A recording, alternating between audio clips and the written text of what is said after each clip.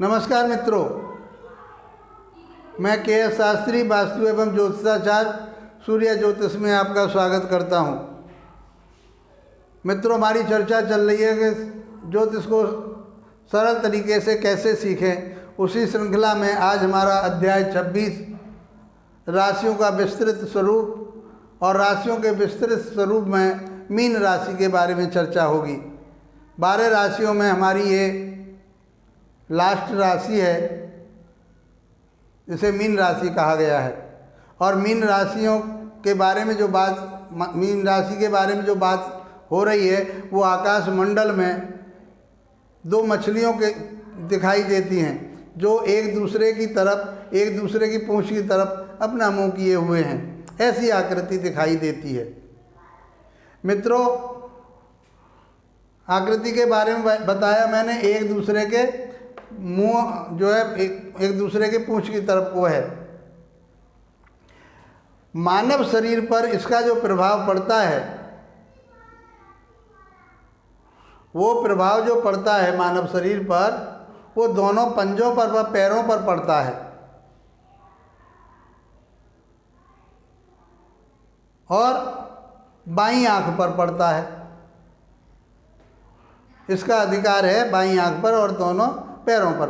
हमने आपको बताया शरीर के पूरे कौन कौन से अंग पर किस किस राशि का, हम 1 से लेकर के मेष राशि से लेकर के 12वीं राशि तक पहुंच चुके हैं। हमने कोशिश की है कि इसमें हम सारी चीज़ों को, प्रश्न शास्त्रों को भी इसी के माध्यम से बता पाएंगे। और भी जब हम चिकित्सा ज्योतिष पढ़ेंगे तो कौन कौन से अंग पर किस किस राशि का प्रभाव रहता, वो सारी चीज़ें हमने यहाँ पर एकत्रित करके बताई हैं आप लोगों के लिए। इन्हीं के माध्यम से हम चिकित्सा ज्योतिष पढ़ेंगे, इसी के आधार पर हम प्रश्न शास्त्र पढ़ेंगे और इसी के से हम जो है गुण मिलान वगैरह सब कुछ हम इसी से कर पाएंगे। तो ऐसा हम लेकर के चल रहे थे। हमारी राशि चल रही है ये लास्ट राशि मीन राशि। तो हमने बताया इसका जो दोनों मछलियों का जो मुंह होता है एक दूसरे की पूंछ की तरफ होता है, ये हम इसकी और बाईं आंख पर होता है इसका अधिकार। इसका रंग जो होता है वो गोरा होता है और इसका जो कद होता है वो सामान्य कद होता है, मध्यम कद होता है। इस प्रकार से हम इसके बारे में बता सकते हैं। गोरा रंग होता है, स्वामी इसके गुरु होते हैं। मीन राशि के जो स्वामी हैं वो गुरु माने हैं, बृहस्पति देव माने हैं। अब बृहस्पति देव देवताओं के गुरु हैं। उनका कार्यकत्व क्या है? वो अच्छे मार्ग पर चलने वाले हैं, अच्छे मार्गों पर चलाने वाले हैं, धर्म पर चलने वाले होते हैं और चलाने वाले होते हैं, अच्छे काम करने वाले होते हैं, मार्गदर्शन करने वाले होते हैं, विद्या अध्ययन करने वाले होते हैं, शास्त्रों को जानने वाले होते हैं। ऐसे जातकों के बारे में हम गुरु के माध्यम से बता पाएंगे कि इस तरह के जो जातक हैं जिनकी मीन राशि या मीन लगन है, वो इस तरह की उनकी नेचर हो सकती है, उनकी प्रवृत्ति हो सकती है।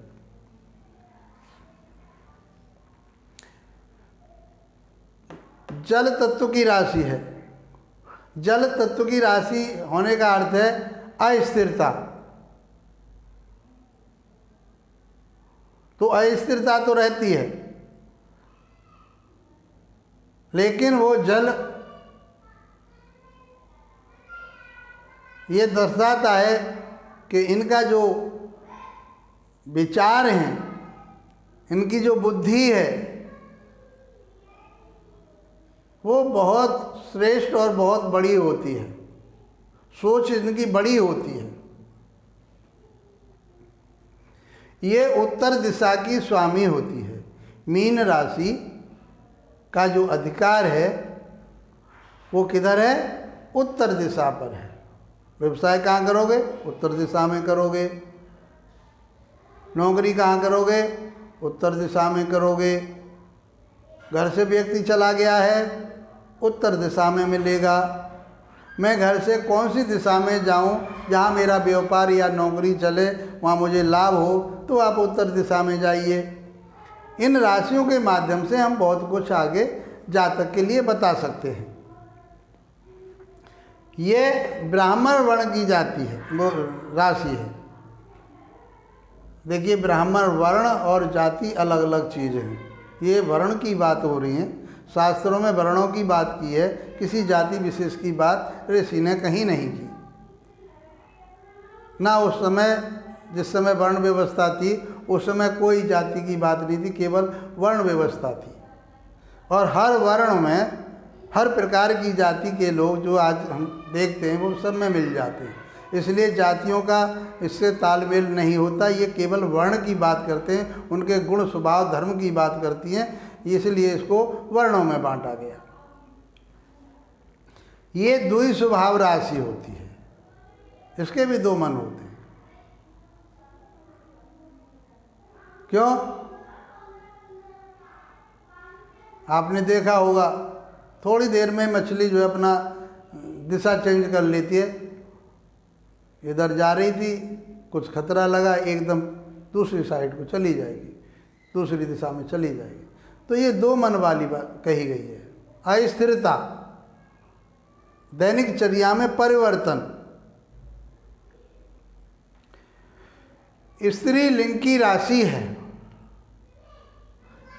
अब स्त्री लिंग की राशि है, कोमल अंग होते हैं, सौम्य स्वभाव होता है, मधुर वाणी होती है, सौम्यता लिए हुए होती है। इसलिए इस स्त्री लिंग की राशि को सौम्य स्वभाव वाली राशि भी कहा जाता है। ये दिन में बली होती है, रात्रि में शांत और दिन में चलायमान, भाग दौड़। तो ये दिन में बली मानी जाती है।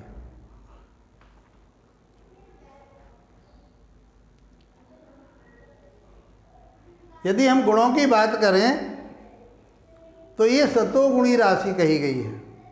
क्यों? इसके स्वामी गुरु हैं, सतगुणी हैं, अच्छे गुण वाले हैं, श्रेष्ठ गुण वाले हैं, उत्तम गुणों वाले हैं। तो ये सतोगुणी राशि, जितनी संसार में अच्छाइयाँ हैं, जितने भी अच्छे कर्म हैं, वो सब इस मीन राशि के जातकों में पाए जाते हैं। कोई अशुभ प्रभाव आ जाए, वो एक जब हम चर्चा करेंगे तब उसके बारे में बातें होंगी, लेकिन जो इसका सामान्य स्वरूप है वो यही है। ये मीन मछली कहाँ निवास करती है? जल में निवास करती है। ऐसे जो जातक हैं वो नेवी में काम करने वाले होते हैं, मछुआरे हो सकते हैं, कुछ और जल से संबंधित काम करने वाले हो सकते हैं। तो ये जल में निवास करने वाली राशि कही गई है। इसी के आधार पर हम जातकों के बारे में बता पाएंगे। अपद राशि, जैसे द्विपद राशि, चतुष्पद राशि हमने बताया, बहुपद राशि बताया, लेकिन ये कैसी है? अपद राशि, इसके कोई पैर नहीं होते, बिना पैर वाली राशि कही गई है।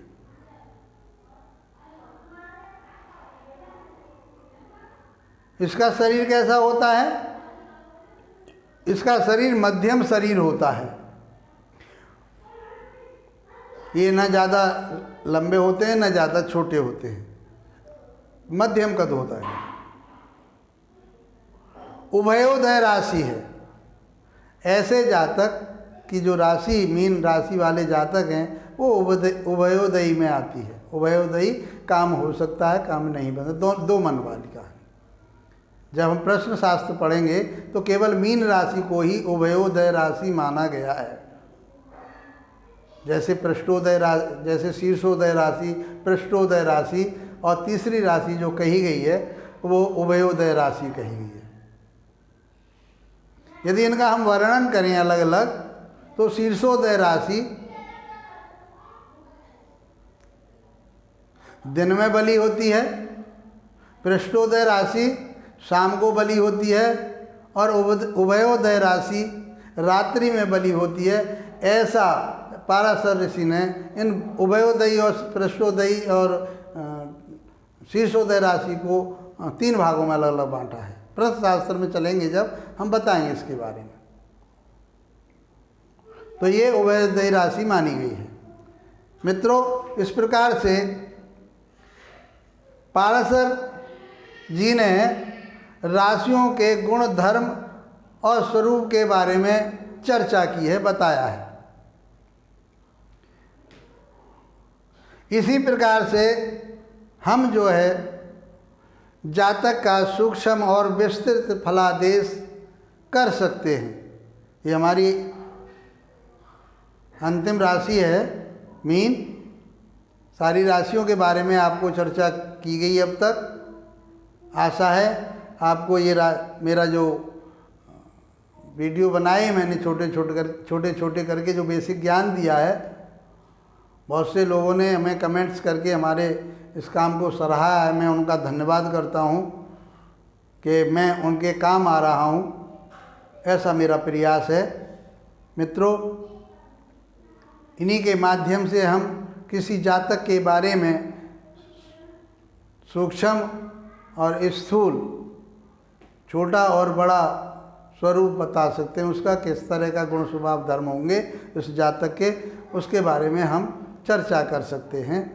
यह पाराशर ऋषि जी ने हमें 12 राशियों के गुण, धर्म, स्वभाव के बारे में बताया है और आप इन्हीं के माध्यम से किसी जातक के बारे में बता पाएंगे।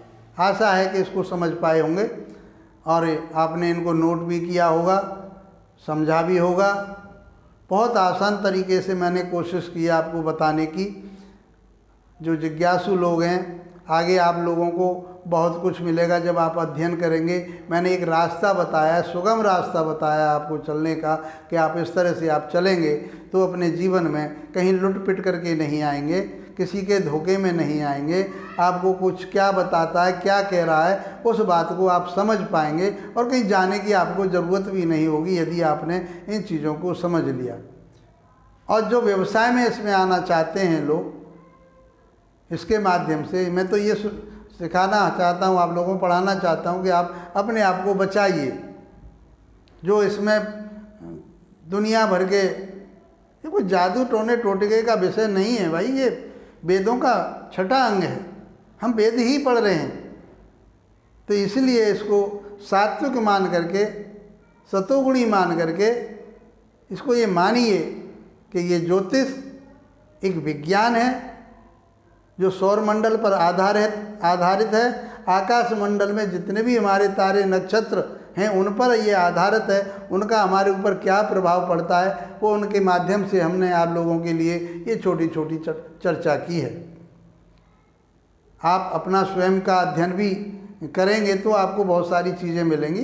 बृहत्होरा शास्त्र को पढ़िए और बहुत सारी पुस्तकें हैं जो वैसी हमारे जैसे लोगों की लिखी हुई पुस्तक नहीं। आप वो पुस्तकें पढ़िए जो ऋषियों ने लिखी हैं, उन्हें पढ़िए आप, उनमें आपको बहुत कुछ मिलेगा। वहीं से आप अच्छे ज्योतिषी और बनेंगे।